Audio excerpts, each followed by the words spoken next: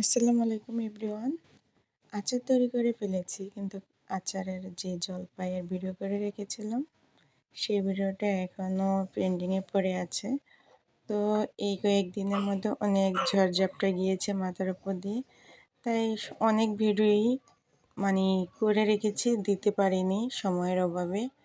যাই হোক, চেষ্টা করব কন্টিনিউ করার জন্য। তো শখের পেজ, শখেই যেন চলে।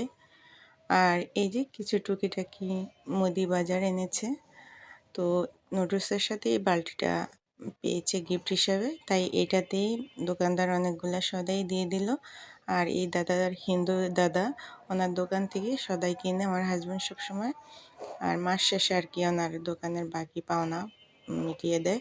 তো এই দাদার দোকানের সদাইগুলো খুবই ভালো, এবং এই খোলা সরষের তেলটা এত ঝাঁঝালো একটা ঘ্রাণ, তাই আমি কৌটা না কিনে এইভাবে খোলা কিনে এনেছি দাদার দোকান থেকে।